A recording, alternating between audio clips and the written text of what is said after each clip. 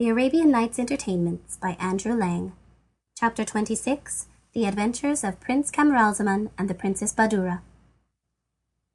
Some 20 days' sail from the coast of Persia lies the Isle of the Children of Khaledan. The island is divided into several provinces, in each of which are large flourishing towns, and the whole forms an important kingdom.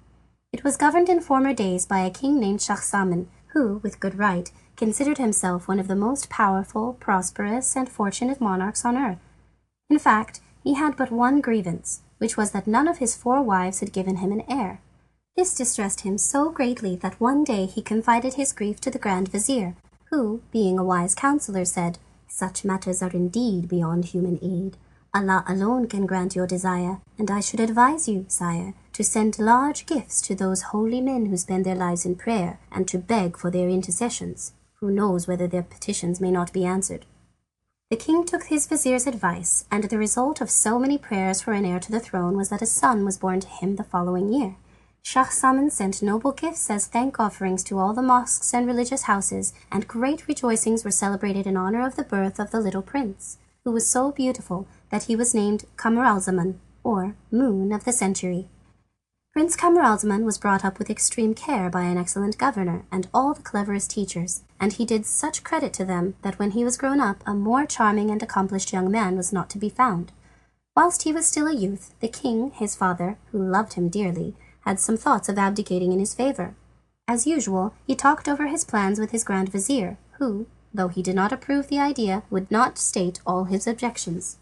"Sire," replied he, "the prince is still very young for the cares of state. Your Majesty fears his growing idle and careless, and doubtless you are right. But how would it be if he were first to marry? This would attach him to his home, and your Majesty might give him a share in your councils, so that he might gradually learn how to wear a crown, which you can give up to him whenever you find him capable of wearing it."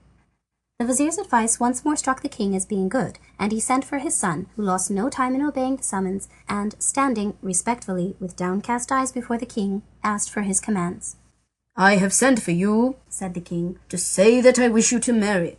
What do you think about it?" The prince was so much overcome by these words that he remained silent for some time. At length he said, "Sire, I beg you to pardon me if I am unable to reply as you might wish. I certainly did not expect such a proposal, as I am still so young, and I confess that the idea of marrying is very distasteful to me. Possibly I may not always be in this mind, but I certainly feel that it will require some time to induce me to take the step which your Majesty desires." This answer greatly distressed the king, who was sincerely grieved by his objection to marriage. However, he would not have recourse to extreme measures, so he said, "I do not wish to force you.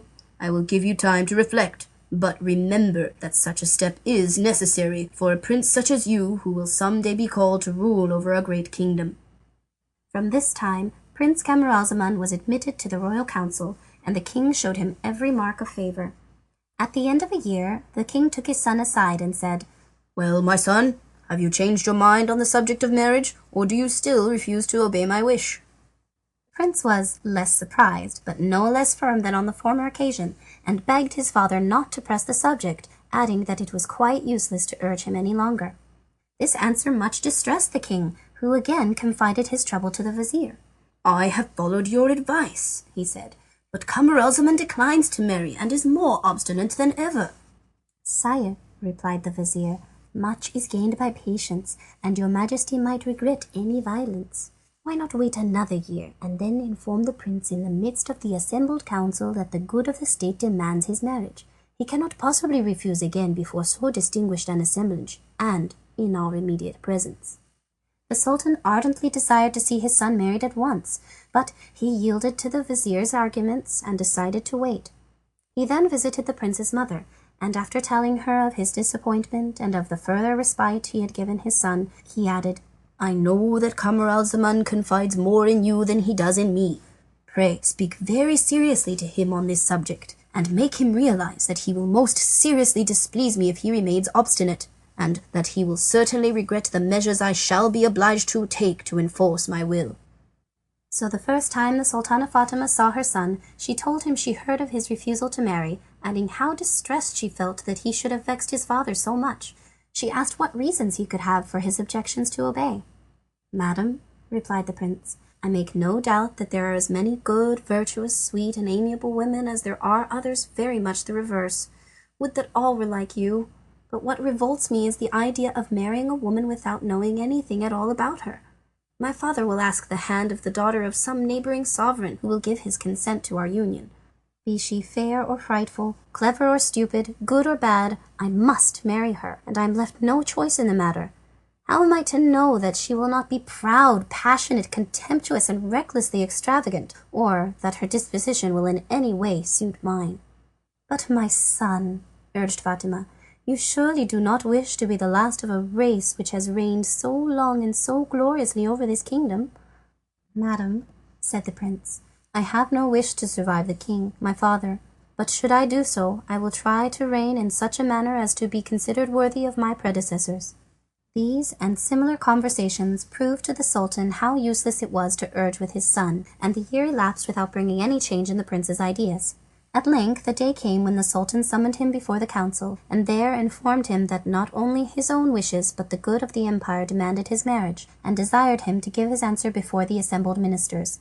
At this, Camaralzaman grew so angry and spoke with such heat that the king, naturally irritated at being opposed by his son in full council, ordered the prince to be arrested and locked up in an old tower, where he had nothing but very little furniture, a few books, and a single slave to wait on him.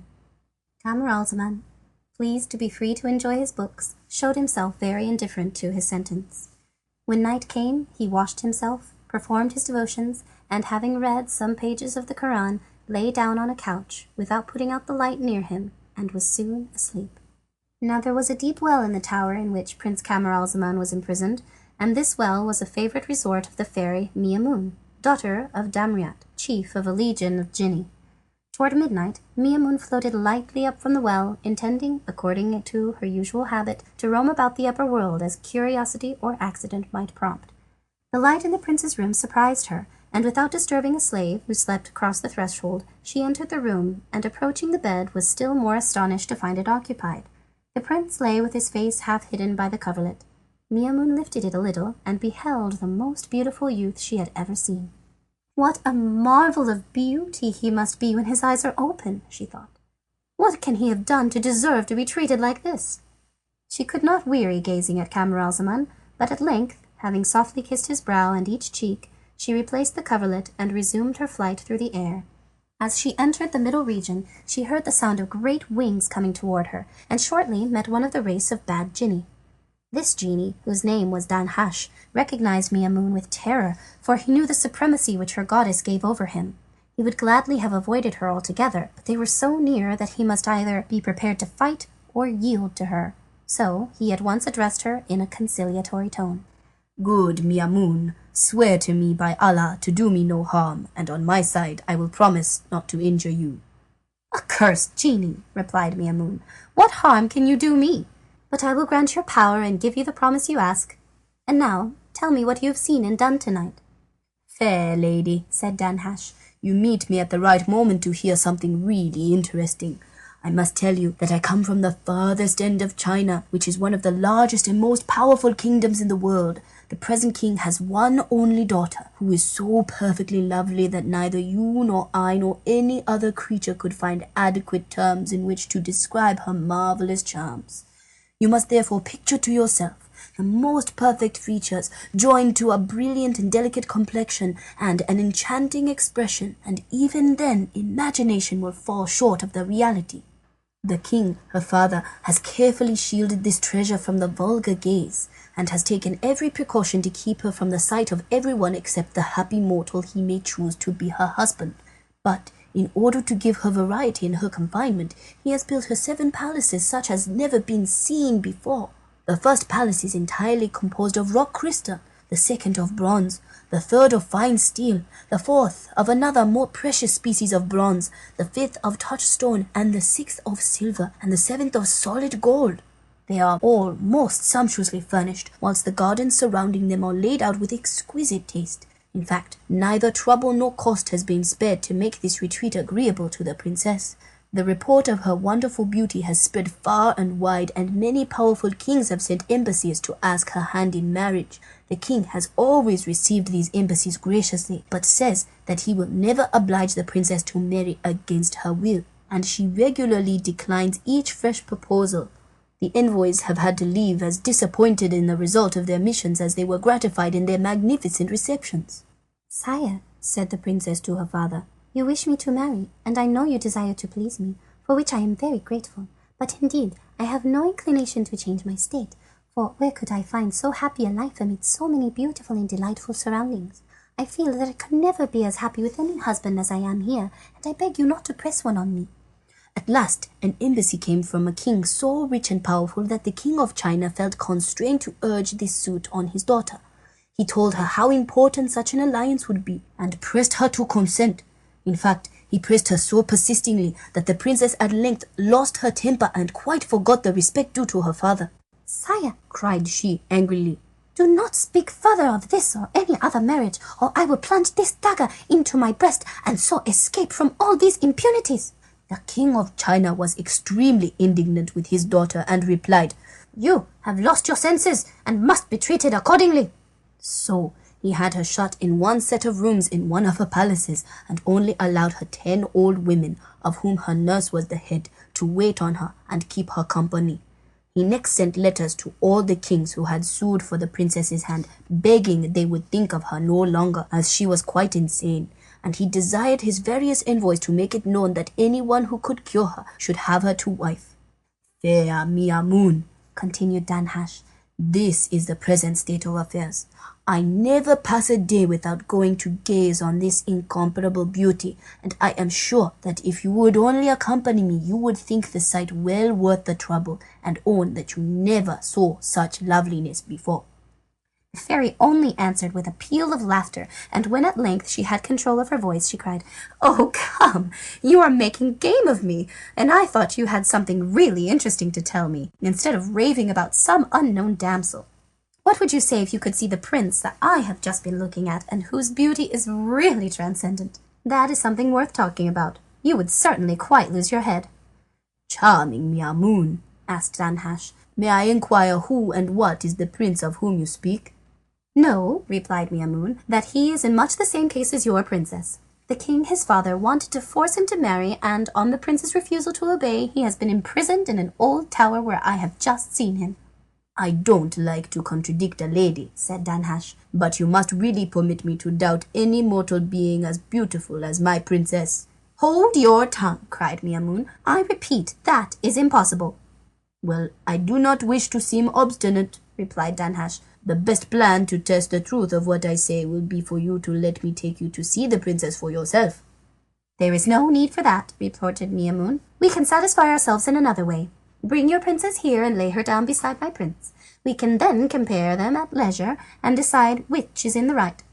Danhasch readily consented, and after having the tower where the prince was confined pointed out to him, and making a wager with Miamun as to the result of the comparison, he flew off to China to fetch the princess. In an incredibly short time, Danhasch returned bearing the sleeping princess. Miamun led him to the prince's room, and the rival beauty was placed beside him. When the prince and the princess lay thus side by side, an animated dispute as to their respective charms arose between the fairy and the genius. Danhasch began by saying, Now you see that my princess is more beautiful than your prince. Can you doubt any longer? Doubt? Of course I do, exclaimed Miamun. Why, you must be blind not to see that my prince excels your princess. I do not deny that your princess is very handsome, but only look and you must own that I am in the right. There is no need for me to look any longer, said Danhasch. My first impression will remain the same. But of course, charming Miamun, I am ready to yield to you if you insist on it. By no means, replied Miamun. I have no idea of being under any obligation to an accursed genius like you. I refer the matter to an umpire, and shall expect you to submit to his verdict. Danhasch readily agreed, and on Miamun striking the floor with her foot, it opened, and a hideous, hump-backed, lame, squinting genius with 6 horns on his head, hands like claws, emerged. As soon as he beheld Miamun, he threw himself at her feet and asked her commands. Rise, Cash, said she. I summoned you to judge between me and Danhasch. Glance at that couch, and say, without any partiality, whether you think the youth or the maiden lying there is more beautiful. Caschcasch looked at the prince and princess with every token of surprise and admiration. At length, having gazed long without being able to come to a decision, he said, "Madam, I must confess that I should deceive you were I to declare one to be the handsomer than the other. There seems to me only one way with which to decide the matter, and that is to wake one after the other and judge which of them expresses the greater admiration for the other." This advice pleased Maimoune and Danhasch, and the fairy at once transformed herself into the shape of a gnat, and, settling on Camaralzaman's throat, stung him so sharply that he woke. And as he did, his eyes fell on the Princess of China. Surprised at finding a lady so near him, he raised himself on one arm to look at her. The youth and beauty of the princess at once awoke a feeling to which his heart has as yet been a stranger, and he could not restrain his delight.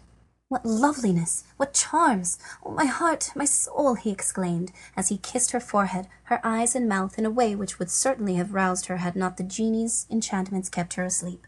"How, fair lady," he cried, "you do not wake at the signs of Camaralzaman's love? Be you who you may, he is not unworthy of you." It suddenly occurred to him that perhaps this was the bride his father had destined for him, and that the king had probably had her placed in this room in order to see how far Camaralzaman's aversion to marriage would withstand her charms. "At all events," he thought, "I will take this ring as remembrance of her." So saying, he drew off a fine ring which the princess wore on her finger, and replaced it by one of his own, after which he lay down again and was soon fast asleep. Then Danhasch, in his turn, took the form of a gnat and bit the princess on her lip. She started up, and was not a little amazed to see a young man beside her. From surprise she soon passed to admiration, and then to delight on perceiving how handsome and fascinating he was. "Why," cried she, "was it you my father wished me to marry? How unlucky that I did not know sooner! I should not have made him so angry. But wake up, for I know I shall love you with all my heart." So saying, she shook Camaralzaman so violently that nothing but the spells of Maimoune could have prevented his waking. "Oh, why are you so drowsy?" So saying, she took his hand and noticed her own ring on his finger, which made her wonder still more. But as still he remained in a profound slumber, she pressed a kiss on his cheek and soon fell fast asleep too.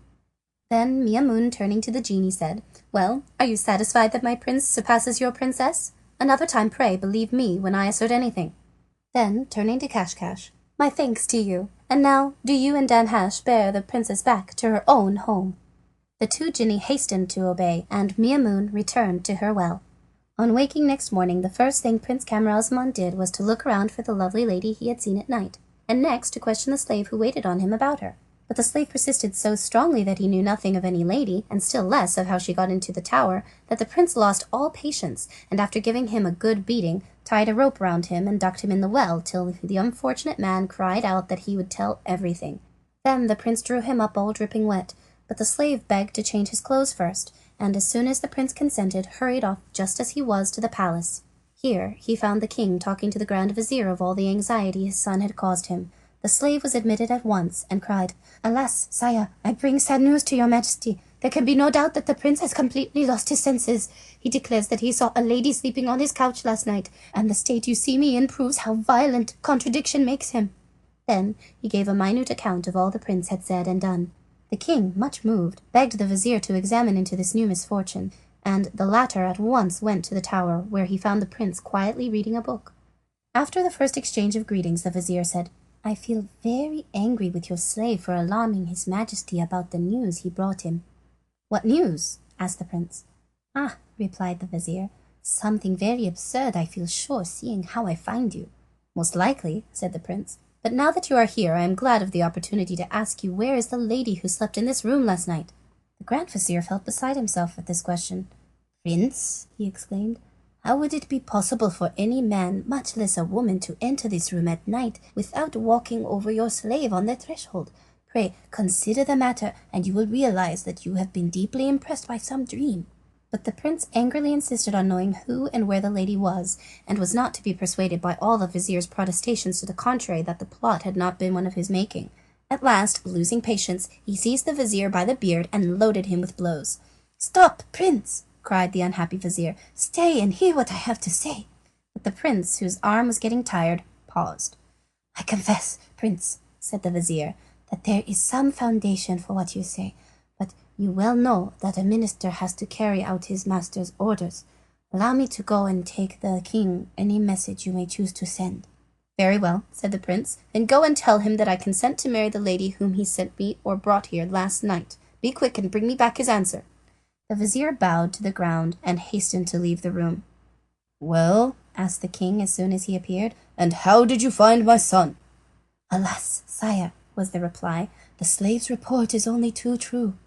Then he gave an excellent account of his interview with Camaralzaman, and of the prince's fury when he told him that it was not possible for any lady to have entered his room, and of the treatment he himself had received. The king, much distressed, determined to clear up the matter himself, and, ordering the vizier to follow him, set out to visit his son. The prince received his father with profound respect, and the king, making him sit beside him, asked him several questions to which Camaralzaman replied with much good sense. At last the king said, My son, pray tell me about the lady who it is said was in your room last night. Sire, replied the prince, pray do not increase my distress in this matter, but rather make me happy by giving her to me in marriage. However much I may have objected to matrimony formerly, the sight of this lovely girl has overcome all my prejudices, and I will gratefully receive her from your hands. The king was almost speechless on hearing his son, but after a time assured him most solemnly that he knew nothing whatever about the lady in question, and had not connived at her appearance. He then desired the prince to relate the whole story to him. Camaralzaman did so at great length, showed the ring, and implored his father to help him find the bride so ardently desired. After all you tell me, remarked the king, I can no longer doubt your word, but how and whence the lady came, or why she should have stayed such a short time, I cannot imagine. The whole affair is indeed mysterious. Come, my dear son, let us wait together for happier days. So saying, the king took Camaralzaman by the hand and led him back to the palace, where the prince took his bed and gave himself up to despair, and the king, shutting himself up with his son, entirely neglected the affairs of state. The prime minister, who was the only person admitted, felt it his duty at last to tell the king how much the court and all the people complained of his seclusion, and how bad it was for the nation. He urged the sultan to remove the prince to a lovely little island close by, whence he could easily attend public audiences, and where the charming scenery and fine air would do the invalid so much good as to enable him to bear his father's occasional absence. The king approved the plan, and as soon as the castle on the island could be prepared for their reception, he and the prince arrived there, Schahzaman never leaving his son except for the prescribed public audiences twice a week. End of chapter 26.